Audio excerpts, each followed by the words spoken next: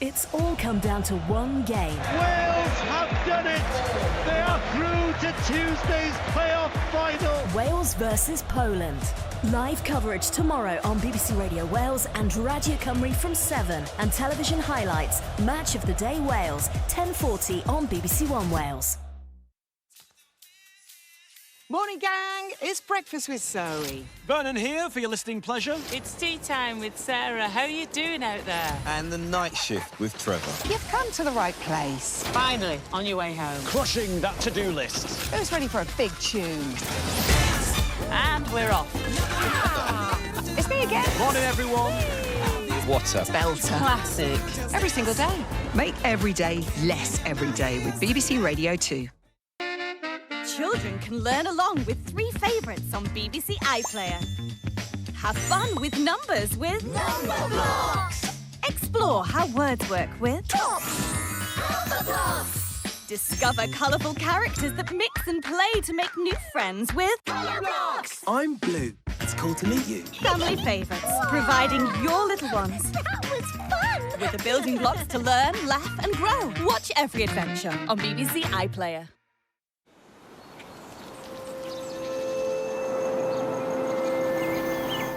Now on BBC One Wales, it's the news at 6 with Reeta Chakrabarti and Rebecca John. Today at 6, for the first time, the UN Security Council agrees to call for an immediate ceasefire in Gaza. As Israeli strikes continue and with over 32,000 Palestinians dead, the US shifts its position and does not block the resolution. This time, the United States did not use its UN veto, allowing the resolution to go through and further signalling its frustration with the way Israel is prosecuting the war in Gaza.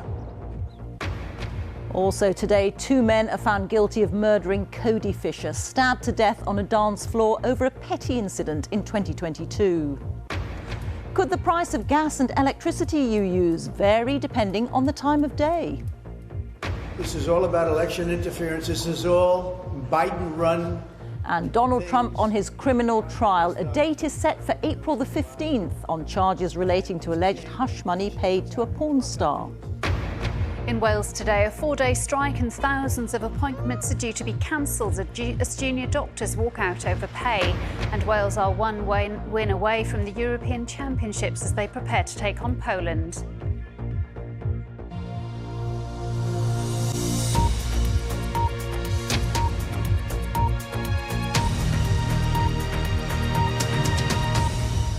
Good evening. The 15 countries which make up the UN Security Council have for the first time adopted a resolution calling for an immediate ceasefire in Gaza and the immediate and unconditional release of all hostages.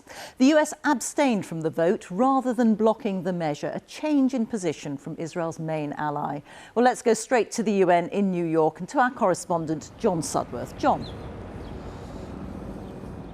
Well, Rita, after all of the geopolitical brinkmanship, the squabbling over semantics, there is no doubt that for many observers this is a highly symbolic moment.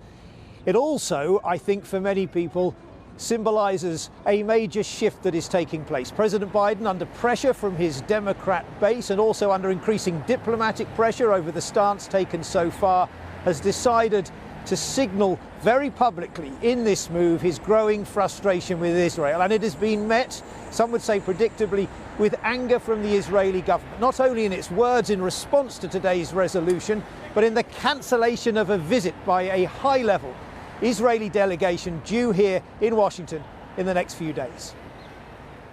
Thank you. After months of diplomatic wrangling and numerous failed attempts, the resolution calling for an immediate ceasefire in Gaza was finally passed. Please raise their hand. For the first time, none of the permanent members of the Security Council used their vetoes. Abstention. Only the US abstained, meaning the vote went through. The draft resolution has been adopted. With the applause, an indication that many members felt it was long overdue. As well as an immediate ceasefire, the resolution demands the release of Israeli hostages held by Hamas and an urgent expansion of humanitarian aid. But Israel reacted with anger, saying it failed to make the call for a ceasefire conditional upon the release of hostages. Your demand for a ceasefire without conditioning it on the release of the hostages not only is not helpful, but it undermines the efforts to secure their release. The real question is what difference the resolution will make, a point raised by Palestine's permanent observer at the UN. This must be a turning point. This must lead to saving lives on the ground. This must signal the end of this assault of atrocities against our people. But little can be done to force governments to comply with Security Council resolutions, and the vote, while high on symbolism, may turn out to deliver little of substance. John Sudworth, BBC News, New York. Let's speak now to Jeremy Bowen, who is in Jerusalem for us. And Jeremy, to that point that John raises, what difference is this going to make? Well, Israel's got a choice to make, whether they comply with this or whether they do not. There was a note of confusion injected after the vote when the US ambassador to the Security Council said it was not binding. Some talk about the precise wording, but normally Security Council resolutions are considered binding. So what does that mean? It means that if Israel does not follow it, then either the UN might want to the Security Council might want to pass another resolution, or perhaps the United States might use one of the other large levers it can pull. It really has basically two big ways of influencing Israel. One of them was removing diplomatic protection at the Security Council, which is what has just happened. The other one is stopping resupply of arms. There have been dozens of flights arriving in Israel to sustain the military operation, might decide to stop that. You know, this is a long alliance, though, between the Israelis and the Americans, and at times it is dysfunctional, but I'd say that this current crisis, this rift, this loss of patience by the Americans in what the Israelis are doing is as serious as any of those crises in the history of that long relationship. Jeremy, thank you. Jeremy Bowen reporting there. Two men have been found guilty of the murder of the footballer Cody Fisher, who was stabbed in a nightclub in Birmingham on Boxing Day in 2022. The 23-year-old was targeted after he brushed past one of the men in a bar 2 days earlier. Remy Gordon and Kamai Carpenter had blamed each other for the stabbing. Cody Fisher's mother said the men are pure evil. Our Midlands correspondent Phil Mackey was in court. Right, we are ready to get back underway. Cody Fisher was a talented footballer who'd spent time in the youth and academy setups at Birmingham City and Walsall before settling into a career as a semi-pro for a number of Midland sides. His friends and family said he lived life to the full. He was killed in the Crane nightclub over a trivial incident 2 days earlier. We all kind of lived and done our best for Cody. And no, he's no longer here. It's hard to come to terms with what to do. His fate had been sealed when he brushed past Remy Gordon in a bar on Christmas Eve. You can just about see Gordon's angry reaction just afterwards. Cody thought nothing of it, but Gordon spent the next 2 days messaging people to try to track him down. On Boxing Day, Cody, his best friend Dan and his girlfriend Jess all went to the Crane Club. Suddenly, Gordon, Carpenter and their friends attacked Cody. Can I call up? So I was like trying to wake him up. And I thought, right, I need to put him in the recovery position so he doesn't choke. And that's when I put my hand down and that's when I felt the knife. Jess was then screaming and crying her eyes out, so I grabbed her to comfort her. And that's when she shouted, "Why have they got knives in here?" Then that's when I realised he'd been stabbed. When Gordon and Kamai Carpenter arrived in the Crane nightclub earlier, security checks had been cursory at best. They'd smuggled in a large knife with a serrated blade. The Crane lost its licence straight away. This is no longer a club, but what happened that night has raised questions. Should they look again at introducing tougher rules for nightclubs?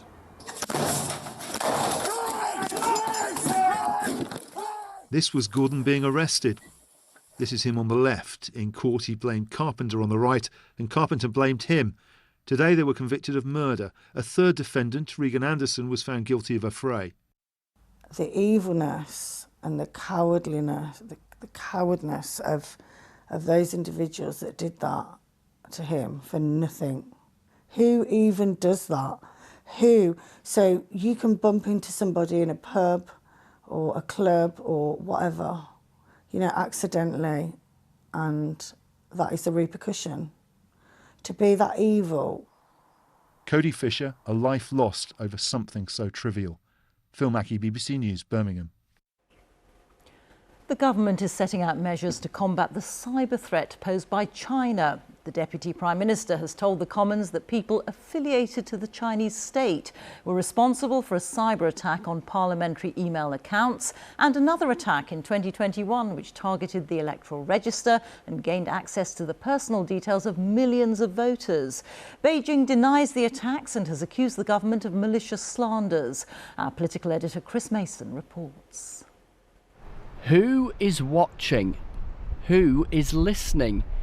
China, an economic powerhouse, a one-party state, a world view, a world away from our own. Right Honourable Oliver Downing. Beijing spying and meddling, a cyber attack on the elections watchdog, the Electoral Commission. And now, the government responds. This is the latest in a clear pattern of hostile activity originating in China, including the targeting of democratic institutions and parliamentarians in the United Kingdom and beyond. 2 people and a company linked to the Chinese state are to face sanctions, banned from travelling to the UK, their assets here frozen. Now, on questions of national security, we will support the government in efforts to counter attempts by China or any other state to interfere with or undermine the democratic process. America's accusing China of a vast and brash illegal hacking operation. It's bringing criminal charges against 7 Chinese nationals. And from Beijing, dripping contempt. One should not paint the blame on some certain countries without any factual basis, still less politicise this issue. Back in Westminster, a campaign group gathers. The Chinese state media says this alliance, which has members in more than 30 countries, is sinister, extremist. This is a challenge to the very way that we live our lives, to our belief in democracy, human rights, freedom of expression, freedom of worship. These are the things that we hold dear. Surian reckons the UK's still too soft on China. Plenty of MPs on all sides agree. But boy, things have changed. It's less than 10 years ago that the man who is now Foreign Secretary, David Cameron, was swigging a pint with the Chinese president in Oxfordshire. There is much more scepticism now, but there was one key question I wanted to ask for you when I spoke to this former Secret Service official. I wonder how worried we should be as individuals, maybe scared even, about China. The overwhelming majority of the British people probably have nothing to be worried about. But if you are engaged in politics or in areas such as human rights promotion, then you can safely assume that China is going to want to be on your case. Cybercrime in the shadows, the world's newest superpower, dealing with China, one of the challenges of our age. Well, earlier this afternoon, the former Conservative Scott Benton resigned as the MP for Blackpool South, triggering a by-election. Let's join Chris Mason again. Chris, tell us more about this. From Beijing to Blackpool, Rita, it's all been happening here this afternoon. What's happened here with Mr. Benton is he had an appointment with some reporters from The Times, except he didn't realise there were reporters from The Times because they said that they were from a gambling company which was fictitious. They were offering to pay him. He suggested he could ask parliamentary questions, even leak confidential papers. Nothing happened beyond that point other than the video from The Times was published and Mr. Benton found himself on a one-way ticket out of the Conservative Parliamentary Party. Since then, there's been various reports into what went on, and his constituents in Lancashire were deciding whether or not to trigger a by-election under what's known as a recall petition. That has all been fast-forwarded because Mr. Benton has packed it in. Why does that matter? It means that there could be a by-election as soon as the same day as the local elections, the Police and Crime Commissioner elections, the mayoral elections at the beginning of May. And that matters from a Conservative point of view because by-elections recently have been a beacon of the bleak. If the by-election happens on the same day as the local elections, which looks likely, it'll all get washed up in that same series of polls. And from the perspective of the Conservatives, that's better than the alternative. Thank you very much. Chris Mason there, reporting from Westminster. A review of the fatal stabbing of 3 people in Nottingham last summer has found that prosecutors were right to accept the killer's manslaughter pleas, but they said the case could have been better handled. Ian Coates, Barnaby Webber and Grace O'Malley Kumar were killed by Valdo Calocane in June last year. He received a hospital order after admitting manslaughter on the grounds of diminished responsibility. A Russian court has remanded in custody 3 more suspects in connection with Friday's deadly attack on a Moscow concert venue, killing at least 137 people. 4 men have been charged and prosecutors say that 3 of them have pleaded guilty to terrorism offences. The Islamic State group has claimed responsibility for the attack, but the Kremlin has blamed Ukraine, an accusation that Kiev describes as absurd. Our Russia editor Steve Rosenberg has this report from Moscow, which contains some images that you may find distressing. In court, the men Russia says committed mass murder. 4 suspects, battered, blooded, and in one case, barely conscious. All 4 were charged with terrorism. Just days after this,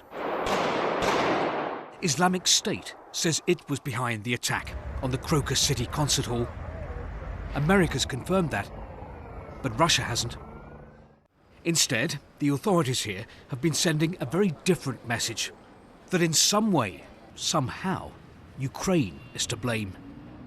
So this paper says it believes that Ukraine carried out the attack without providing any evidence for that. It writes, there are some basic truths. Fire burns, the wind blows, and the Kiev regime are murderers and terrorists. And in this paper, a Russian MP says Russia needs to take Kiev and crush the terrorist beast, which raises the question, will Russia try to use the devastating attack on the concert hall to try to justify a future escalation in its war in Ukraine? Concern too that Moscow may use this moment to increase repression at home. I mean, that's what happens with the KGB state. The KGB state uses any opportunity when there's some crisis or a threat to make sure that it hammers all the nails into the coffin of freedom. So in other words, a further crackdown coming. I actually would even bet on it. And as Russians reflect on the horror that unfolded here, what is the mood in Moscow? There's no sense of panic, but people are worried. Things don't feel right, Alexandra says. I don't feel safe. I felt fear going outside, and I had to go to the store. And when I left my home, I just thought that I should hurry and come back to my flat, because it's the only place where I can be safe. And that is what the gunman wanted. Not just to kill, but to leave a nation in fear. Steve Rosenberg, BBC News, Moscow. Time is 17 minutes past 6, our top story this evening. For the first time, the UN Security Council agrees to call for an immediate ceasefire in Gaza. And what happened next to the man in the Orkney Islands who ended up with way too many Easter eggs? In Wales today, a plea to visitors to Wales's most popular national park ahead of Easter to respect the landscape and environment. And we'll hear from Stephen Smith from Swansea, whose life was saved by a kidney donation from his friend Kyle.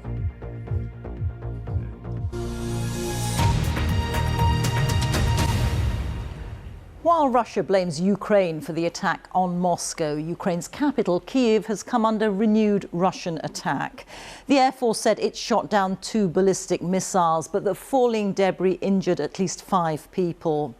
A new BBC documentary brings home the stark reality of the bitter fighting taking place on the front line.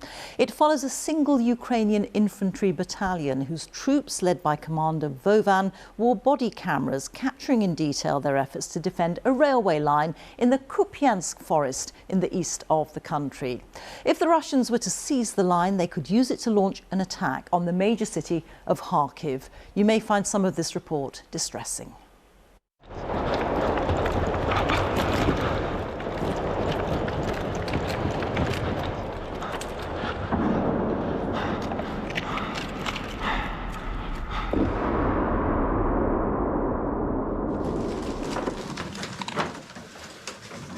Я Вован.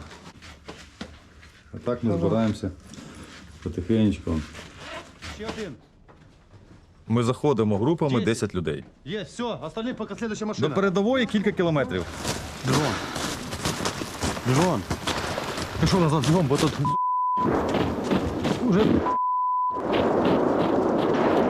уже наводи, поняв? Давай, давай, давай, Вован. Ну не туди, ти його.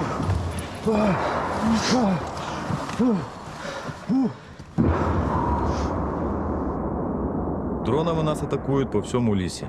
І так по всій лінії фронту. Але наші дронщики супер. Зараз більш така війна дронів почалась, артилерії. Фінальна частина так виглядає. Зброс на дроні. Це йде подвійний.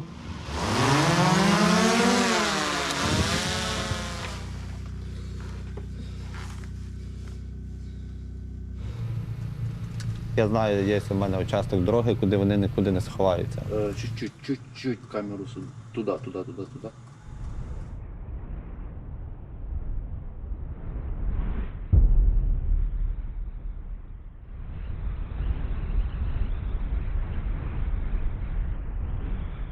Ну, чому ми маємо їх жаліти, якщо вони нас не жаліють?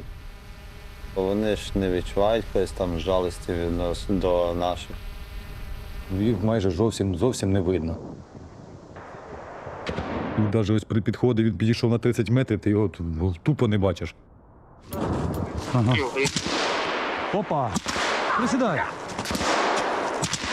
Попало? Да. Куди попало? В бочину. Дай я руку засуну. Пальці дірвало. Як це так неаккуратно?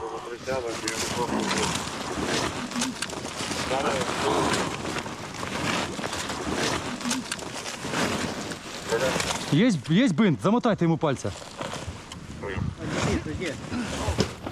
Зазвичай група в лісі міняється кожні 3 дні. Одна заходить, друга виходить.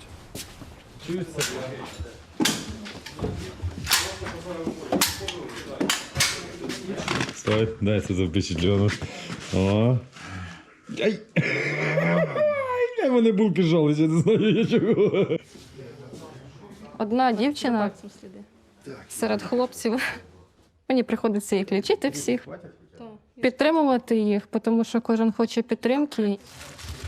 У мене освіта ветеринарна, тому мені сказали, ну ти ж все одно ветеринар, підеш на медика вчитися, будеш людей лікувати.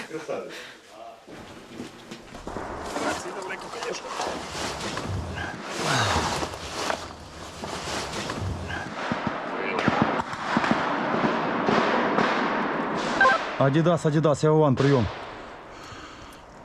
Коли підійшли до бліндажа, зв'язку з Адідасом і Фюрою все ще не було. Хто тут? Ф'юрі, хто тут? Адидас.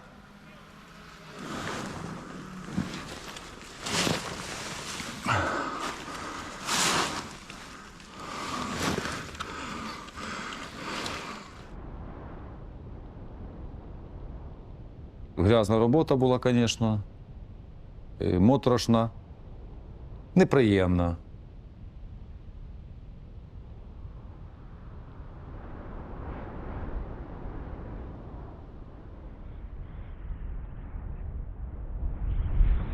Це дуже сумно, печально, і я не можу це прийняти, що вони загибли.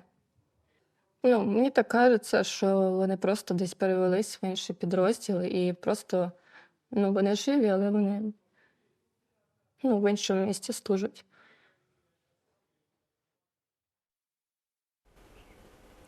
That was the Ukrainian medic Natalia ending that report, and that is a unique insight into what's happening in Ukraine. You can watch the full documentary, Ukraine Enemy in the Woods, tonight at 9 o'clock on BBC Two. Now, Donald Trump is set to become the first former US president to go on criminal trial. A judge has set April the 15th for hearing the case in which he's alleged to have paid hush money to a porn star, Stormy Daniels, over a sexual relationship. Mr. Trump denies it ever took place and has pleaded not guilty to 34 counts of falsifying business records to hide the payment made before the 2016 US election. We're going through this weaponization of our government to try and knock out somebody's political opponent. And so far, based on the polls, it's not working at all. The people understand it. We have a man who just ruled he'd like the trial to start in 21 days or something. And I don't know how you can have a trial that's going on right in the middle of an election. Not fair. Not fair. We can speak now to our North America editor, Sarah Smith, who's in New York for us and can tell us more. Sarah.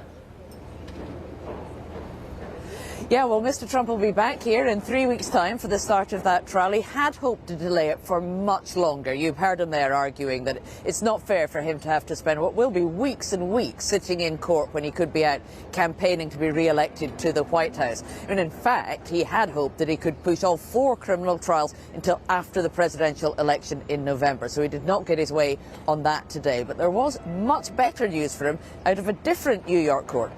Today was the deadline by which he had to come up with $464 million, which was the penalty incurred on him after he was found guilty of fraud in a separate case last month. And if he couldn't come up with that money, he was facing having his bank accounts frozen, even some of his property seized. But at the last minute, in the nick of time, the appeals court gave him an extra 10 days to come up with the money and said he only had to find $175 million. Mr. Trump says that he has enough cash to cover that, and it will be his honour to pay it very quickly. So he has avoided what could have been a very embarrassing seizure there today.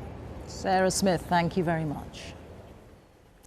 Boeing's chief executive is to step down by the end of this year. Dave Calhoun has been under pressure ever since a door on a Boeing 737 MAX plane blew off shortly after takeoff. Our business correspondent Theo Leggett reports. A terrifying moment for passengers as a door flew off a brand new Alaska Airlines Boeing 737 MAX in January. The incident plunged Boeing into a crisis, raising questions about its attitude to safety. Now the boss, Dave Calhoun, says he's stepping down. He was appointed at a desperate time for the company. Bad design and corporate failures had been blamed for 2 tragic accidents involving the 737 MAX in Ethiopia and Indonesia, in which 346 people died. Mr. Calhoun promised change, but critics say that hasn't happened. He had opportunities to make changes as a member of the board. Certainly in a CEO position, it's been one failure after the other, so I can't say there's been really any successes under Mr. Calhoun. Humanitarian worker Sam Pegram died when the Ethiopian plane crashed. Not only does poor safety kill people, but it's pretty damning for the share price and the careers of CEOs as well. So let's get somebody who can put focus on where it matters and make planes safer for everybody. In a letter to workers, Mr. Calhoun said the Alaska Airlines accident was a watershed moment for Boeing. We must continue to respond to this accident with humility and complete transparency. His successor will need both qualities if they're to pilot the aerospace giant back into less turbulent skies. Theo Leggett, BBC News. The cost of the gas and electricity we use at home could be determined by what time of day we use the most energy. Our cost of living correspondent Coletta Smith has more. Coletta.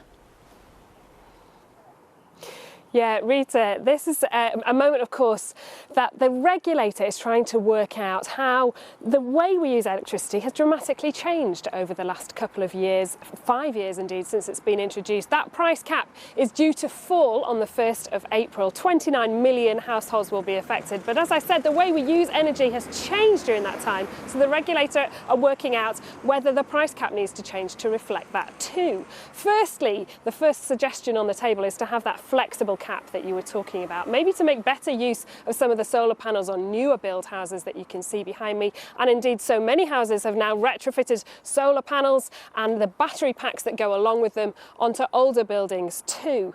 The second suggestion on the table is to have a fairer cap, a social tariff, so a much lower level for people on lower incomes or those with disabilities. A third option on the table is to have a linked cap, so that when there are lower options in the market, lower offers in the market, the default tariff would automatically fall too. But of course, this is a regulator, so we can't expect any changes to happen quickly. And analysts are still predicting at the moment that both gas and electricity prices will stay in or around their current level for the rest of the year. Coletta, thank you very much. Now, pun alert, the extravagant mistake that led to a small grocery store owner in Orkney ordering far too many chocolate Easter eggs has turned sunny side up.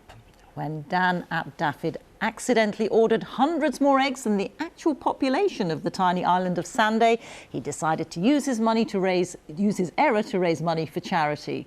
He gained widespread media attention and is now having to order extra supplies to cope with demand.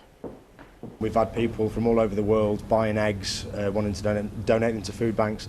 We've had people wanting eggs posted to them in mainland Scotland, England and further afield as well. And yeah, in the space of 4 days, 720 eggs has turned into 100 that are left for the competition.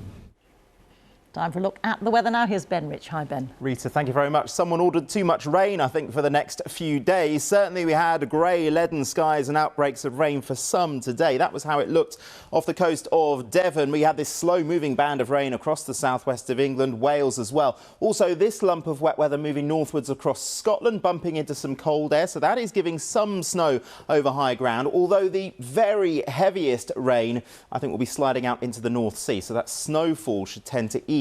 But some further wet weather for some of us through the night. A few clear spells as well. Relatively mild in the south at 6 or 7 degrees, but a cold and frosty night for the northern half of Scotland.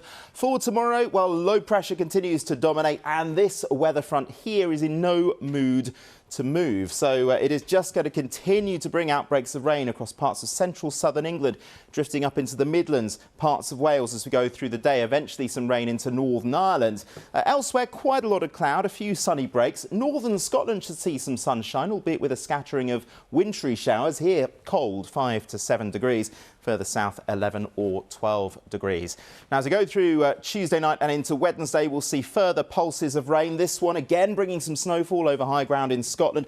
Bands of heavy, thundery downpours with hail flinging themselves in from the southwest. For Wednesday, it's going to be a windy day. There'll be some sunny spells as well. And those temperatures, well, no great shakes, really. 8 to 11 degrees. Low pressure still with us through Wednesday night into Thursday. A bit like a washing machine sitting to the west of us. Weather systems just circulating around it, being flung around the low. So lots of heavy downpours on Thursday, windy for some, but for the Easter weekend, a little bit drier, fewer showers and a bit warmer too. Rita. Thank you, Ben. That is today's BBC News at 6. Now it's time to join our colleagues for the news where you are. Bye-bye. Thanks, Rita. Hello, you're watching Wales Today. I'm Rebecca John. The headlines. 4 days of strike action and thousands of appointments are expected to be cancelled as junior doctors in Wales begin their longest walkout to date. It's already not safe, so unless we do something, it's going to stay unsafe and just get even worse and worse. This is probably the best chance we have of preserving patient safety.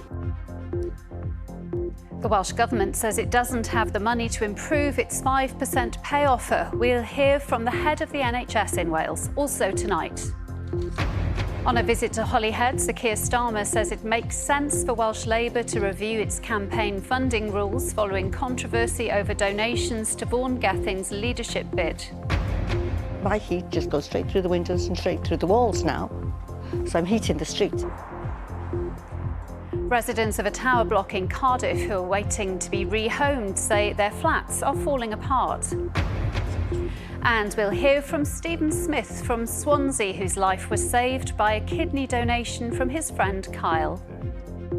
I told him I'd been to the doctors and there was a problem with my kidney and I was going to need a transplant at some point, and he was just like, have one of mine.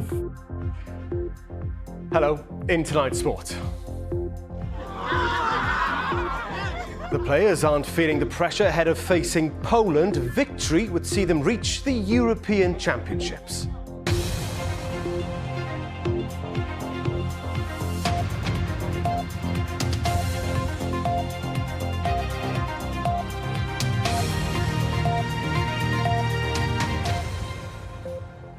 Noswitha, good evening. Junior doctors in Wales have begun their longest walkout to date in their pay dispute with the Welsh Government, in a strike estimated to cost the NHS more than £1 million a day. The British Medical Association says it's an extremely sad situation, but doctors have been left with no choice.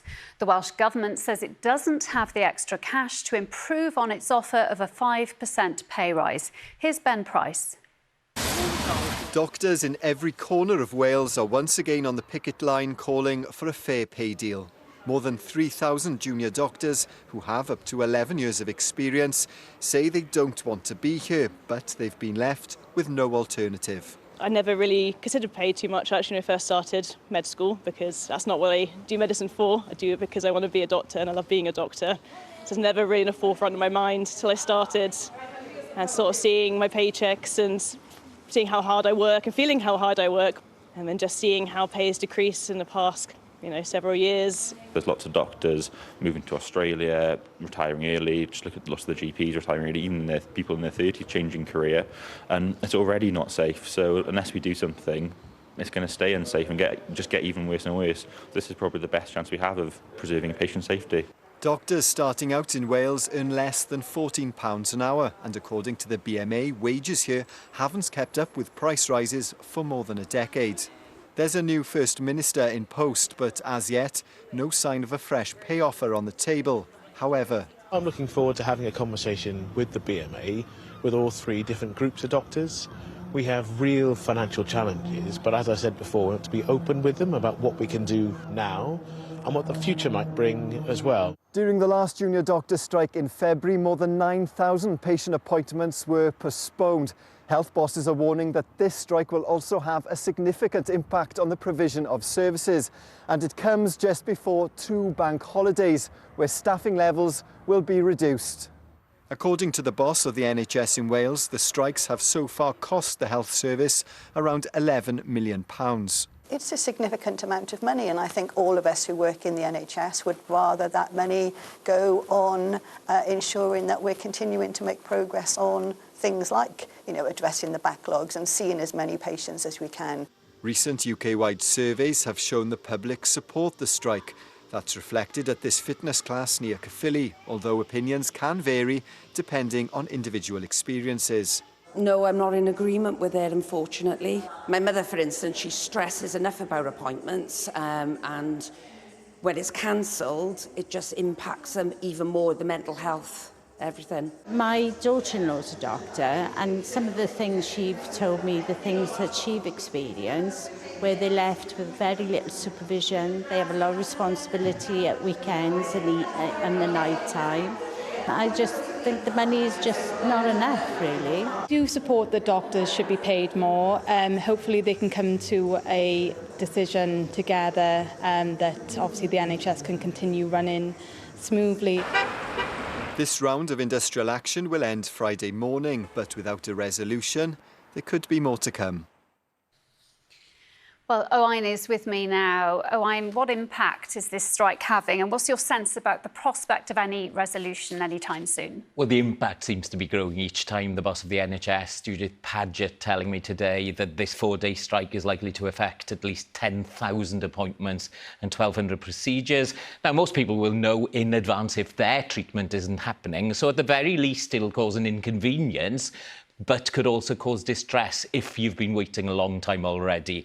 Now, this is also happening just before the Easter break, of course, meaning the NHS will be operating at a reduced capacity for more than a week. And for the first time today, we got a sense of the quite huge cost of all of this. It's costing health boards more than £1.1 million a day to cover junior doctors' shifts with more senior colleagues. Now, on the prospect of a resolution, the new First Minister hinted today he wanted to get more involved with discussions with the BMA, but there's no indication yet of new money on the table, and without that, I can't see the union budging a great deal. Owain, thank you.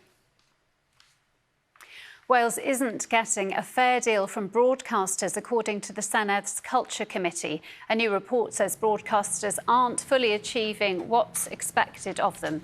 The committee's recommendations call for ITV to produce more content in Wales, for S4C to even out its spending across the country, and for the BBC to match how much it spends on television content in Wales with what it spends in Scotland. All three broadcasters said they would respond to the report formally in due course. Two men from Caerphilly have pleaded not guilty to immigration offences at Cardiff Crown Court. Dishad Shamo and Ali Kadir denied running a people smuggling ring which had allegedly moved more than 500 illegal migrants across Europe.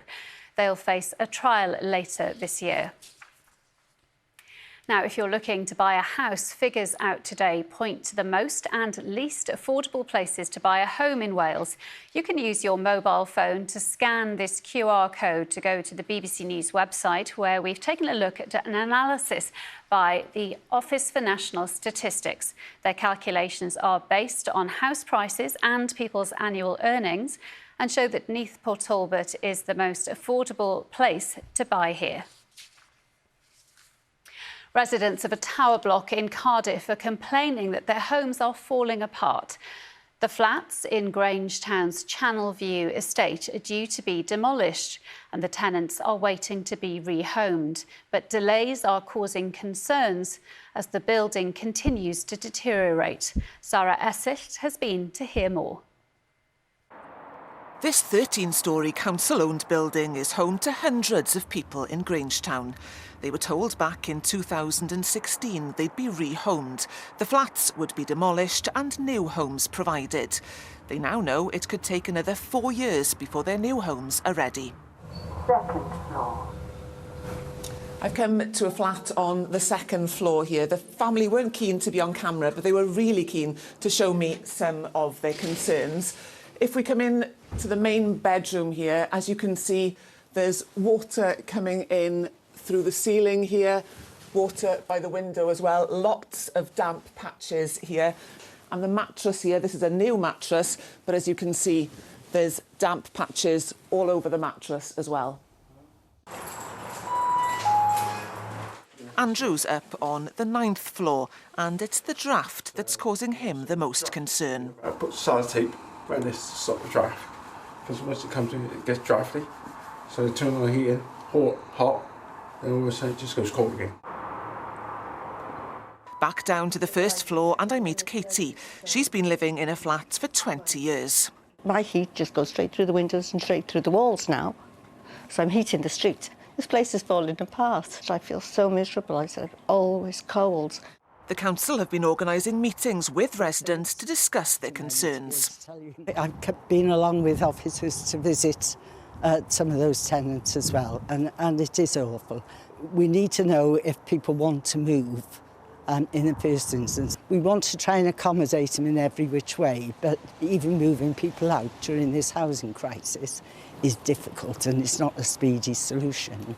A spokesperson for Cardiff Council said they understand it'll take some time to build the new blocks of flats, and therefore a review of the existing building will be carried out to see what improvements can reasonably be made in the meantime. For the residents of the Channel View flats, those improvements can't come soon enough. Sir Keir Starmer says it makes sense for Welsh Labour to review its campaign funding rules following controversy over donations to Vaughan Gething's leadership bid. The UK Labour leader was in Wales for the first time since Mr Gething was appointed as First Minister. Both were on Anglesey to promote Labour's plans for investing in green energy, including offshore wind. Our political correspondent Daniel Davis reports. A first visit to Wales since the election of a new First Minister. But with it came questions about the controversial donations to Vaughan Gething's leadership campaign. Sir Keir Starmer said no rules were broken, but he endorsed Mr Gething's pledge to review how campaigns are funded in future. Well, I think the First Minister has answered these questions and has said that there should be a review of the rules, so that would make sense. But he's answered those questions. Sir Keir has his sights set on government. If he gets there, he says Labour will invest in floating offshore wind farms. That's why he was at Holyhead Port today. But to do it, he has to win power in the election expected this year. I think the key difference is that 2024 is the year in which we not only have a new First Minister here in Wales, but we have the potential of a Labour government, and that's going to be the game changer. Clear red water.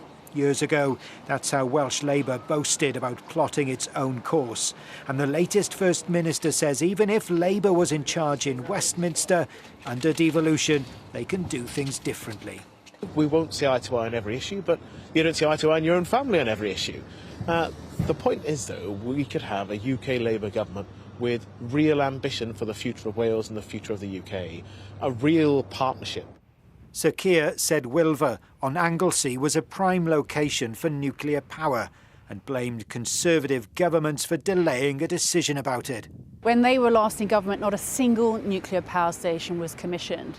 And if we look at the Conservatives' track record, we've got Hinkley Point C down in Somerset, we've got Sizewell C in Suffolk, and the recent announcement of a £160 million investment in Wilver. The suspicion, and I think it's well founded, is that we might be talking in 5 or 10 years' time and still nothing will have happened. Nothing has happened for a very, very long time. They need to get the skates on. This is the photo op Vaughan Gething wanted. Two Labour leaders side by side, hoping after a general election this year, they'll both be government leaders too. Still to come in the programme. In football, Wales are one win away from the European Championships as they prepare to take on Poland in Cardiff tomorrow. And for the most part this week, staying cool with conveyor belts of weather fronts bringing more wetter weather. But will things settle down in time for the Easter weekend? Well, join me later to find out.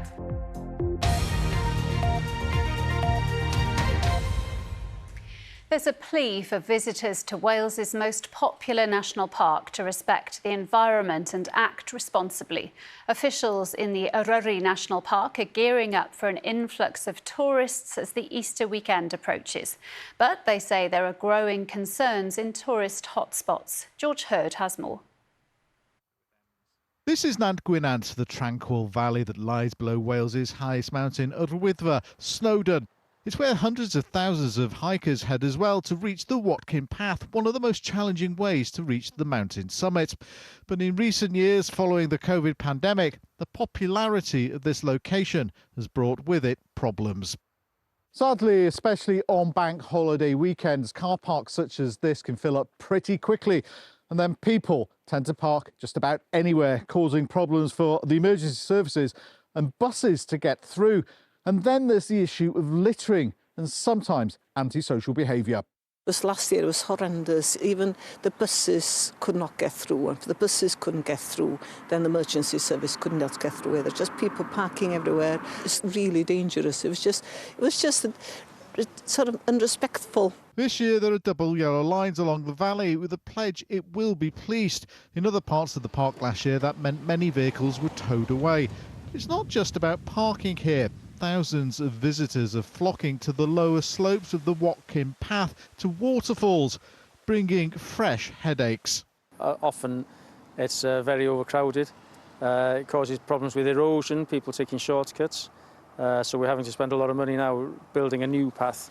There's chemical pollution in the river from suntan lotion and dogs' flea sprays that ends up in the water, which is our water supply and the water supply for several houses as well. The National Park says it wants visitors to plan ahead a little more about their trips and also make use of the park and ride bus services that crisscross this region. Please come, please enjoy the area. But I think the main message that we'd really like to get out is to think in advance about where you're coming to, how you're arriving, how you're travelling around, what you're going to see while you're here. Potentially have a backup plan if the area that you arrive in is too busy or is already overfull. So the message this bank holiday weekend is clear. Please come and visit this beautiful location, but act responsibly and respect this unique environment. George Hurd, BBC Wales Today in Nant Gwynant. The UK government says 2 secret Falklands war files related to the Sir Galahad bombing could be released within months, subject to legal checks. Sir Galahad was sunk by the Argentinian Air Force in June 1982. 48 crew members, including 32 Welsh Guards, died, with many more injured. The Welsh Guards had previously been blamed for not leaving the ship earlier, leaving it vulnerable to attack.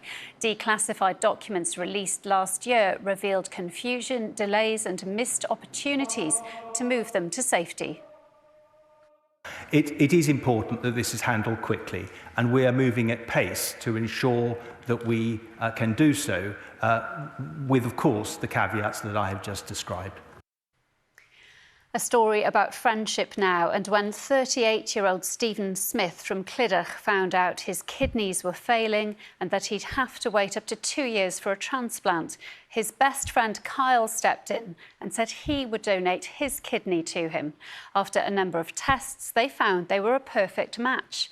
The transplant was a success, and they're both now recovering. They've been speaking to our reporter Amy Thomas. Kyle and Stephen have been best friends for over a decade. Like many friendships, they've seen each other through some of life's big milestones, including having children of their own, and Stephen was recently best man at Kyle's wedding. But the pair took their friendship one step further when Stephen started becoming seriously unwell around 3 years ago. I used to suffer from gout, and I phoned the doctor up for some more medication. And he said he wasn't going to give me any because I hadn't had a blood test for about 2 years.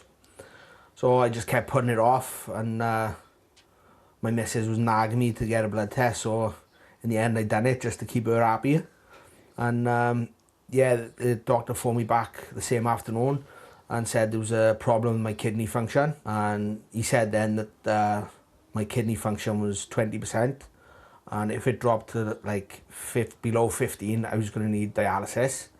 And that I was going to have a transplant sooner rather than later. Stephen was told he could have to wait for up to 2 years for a transplant. But when he told Kyle about his diagnosis, he says he could never have imagined his response. I told him I'd been to the doctors and there was a problem with my kidney. And I was going to need a transplant at some point. And he's just like, have one of mine. And why did you want to do that? Steve's been a mate of mine for donkey's years. Played rugby together, worked together. And like I said, I can't see someone be ill or even pass away. If I've got something someone can have and I can keep them going, that's what I'll do. Especially a man with kids and a guy I love like a brother. After a series of health and other checks, Kyle and Stephen were ready for surgery. So the operation was a month ago now. How have you been since? As soon as I woke up, I just felt, well, like I hadn't felt in about 3 years, really. Just a lot better. I was 3 rooms away from him and I couldn't go and see him. And I was FaceTiming him, and just the look on his face, even through a phone, was crazy, just to see the colour change. And the only way I can explain it is he looked warm, you know, he looked normal. And yeah, it was a joy to see, in all fairness. A solid friendship made even stronger by the ultimate act of kindness. Stephen and his rugby club are now raising money for charity in the hope of helping others facing the same illness. Now, Wales face a huge game tomorrow against Poland. Let's get all the latest now with Thomas. Yes, Rebecca, it promises to be a special night. The result will determine whether Wales will play at the Euros this summer. Standing in their way, Poland. Manager Rob Page says his squad can handle the pressure, while the players say getting to the finals in Germany would be an amazing achievement and they'd love to share the experience with the fans. Shoulders, head, toes. Pressure? What pressure? The players seemingly unburdened by the big match ahead. You wouldn't think there's a high-pressured game, and they just take everything in their stride. They're excited by the challenge. They're not nervous about it, they're excited by it. They've been exposed to pressurised situations. Wales are aiming to reach their third successive European Championship, and while most of the players have changed since their first appearance back in 2016, the ethos remains the same. Every young player that's come into the squad has always been, a good pro, very respectful, knows their place, and until that's kind of been proven on the pitch, that you have to earn your stripes, so to say. And look, the boys come in now. The atmosphere is amazing in this squad. It's a group of friends. Having it in Germany this year would be, an incredible achievement to make it there, but it would be Germany. I'm sure we would definitely get that again. Wales boss Rob Page sprang a surprise in his semi-final lineup against Finland, opting to keep Daniel James and Kiefer Moore on the bench. He now has another tough selection call to make. If we capitalise on Tuesday night and finish off with obviously another win and qualify, I think no one really is going to remember who played, who scored the goals, who started the games. We'll just, be remembered for another squad that qualified for another major tournament. The countdown to the tournament is well underway in Germany. The trophy is on a tour of the country, and Wales are one win away from being part of it all this summer. And there's more from inside the camp on Feast of Football at 10:40 tonight here on BBC One Wales and iPlayer. But if you can't wait till then, you can listen to it now on BBC Sounds. Lewis Rees-Zammit seems to be the centre of attention in the US as he aims to forge a career in American football. The former Wales rugby wing is meeting with reigning Super Bowl winners Kansas City Chiefs this week. He's also held talks with Denver Broncos. He's taking part in a 10-week crash course designed to teach players the required skills to succeed in the NFL. To the Women's Six Nations now, and we've got to learn quickly. That's the message tonight from Wales head coach Joanne Cunningham after the defeat to Scotland at the weekend. Wales clawed their way back into the game thanks to Alex Callender's late try, and they could have clinched a draw, but Shaky George missed the conversion. England, who comfortably beat Italy, are Wales's next opponents at Ashton Gate in Bristol. We'll go back and reflect on this. But, you're going up against England. I think just give your all now. There's no worries about that. We've got to learn quickly, just take the lessons from this game and get excited for a brilliant challenge next week in front of, 15,000 potentially, which is a great arena to play in. Let's get the weather forecast for the week ahead. Sabrina's here with all the details. Hello. Thanks, Thomas. Good evening, all. But it's been a pretty unsettled start to the week. Most of us have seen rain. It's been quite grey out there with quite a keen breeze too.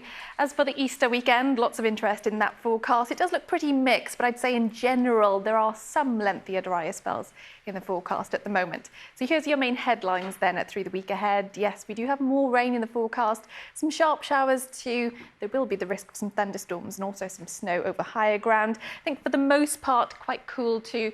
Temperatures trending close to or a little below average. But by the time we get to Sunday, we could just hit 15 degrees in some places, so feeling more spring-like. And also the clocks go forward on Sunday, so we do have the lighter evenings to eventually look forward to. So this is how things are shaping up then in terms of the wet weather. March so far, as you can see by looking at these weather stations south to north, have been wetter than average, and we've still got a week or so to go. So more rain in the forecast then, starting with this evening. At the moment, most of that across western areas, and then further outbreaks of rain and drizzle drifting northwards tonight. But there will be some drier interludes mixed in, especially close to the border. Due to all that cloud, temperatures not falling away too much. with overnight lows dipping down to around 5 to 7 Celsius. And those winds will tend to ease too. As for your Tuesday forecast, then outbreaks of rain spreading their way northeastwards. I think through tomorrow afternoon, this may become a little bit more persistent in places. Behind that, then brightening up somewhat. So some late brightness, mainly in parts of the southwest. And here, a few scattered showers will also develop. Not as breezy tomorrow as it has been today. You'll notice those winds will be quite variable in direction and temperatures quite similar to today's valleys, getting up to about 9 to 11 Celsius. As for Wednesday then, a new area of low pressure on the scene that will draw another weather front across the country. We do expect some sharp showers, so some of those could contain some hail and thunder. And then over higher elevations, a little bit of sleet and snow also expected, and quite a keen southwesterly breeze too, quite gusty for some exposed locations, and temperatures a little bit lower in single digits for most of us. And in looking ahead then to Thursday, Friday and this weekend, more areas of low pressure on the scene, but it does look like we will see some lengthier, drier spells. As for this weekend, at the moment, the way things are shaping up, Saturday, your drier day of the weekend, and then by the time we get to Sunday, we could see highs of about 15 Celsius. So generally trending milder as the week wears on, but still quite a lot of showers or longer spells of rain coming up through the week ahead. That's the very latest. Rebecca. Sabrina, thank you. A reminder of our top story tonight. Junior doctors in Wales have begun their longest walkout to date in their pay dispute with the Welsh Government in a strike estimated to cost the NHS more than £1 million a day. The British Medical Association says it's an extremely sad situation. The Welsh Government says it doesn't have the extra cash to improve on its offer of a 5% pay rise. And that's Wales Today. We'll be back with our late update after the news at 10. For now, from all of us on the programme, have a good evening. Goodbye. Hwyl fawr.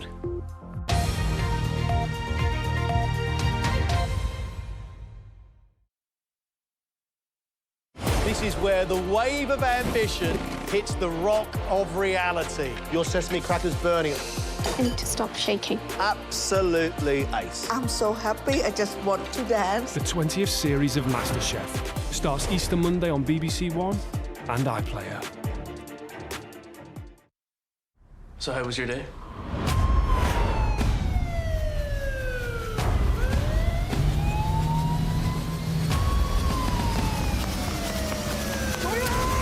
The usual. Before the new series starts, watch all episodes of Blue Lights on BBC iPlayer. Croeso, welcome to Monday Night on BBC One Wales. You can catch the One show over on BBC Two Wales now, while here we go from hypothermia to wildfires in some of the most beautiful areas of Wales.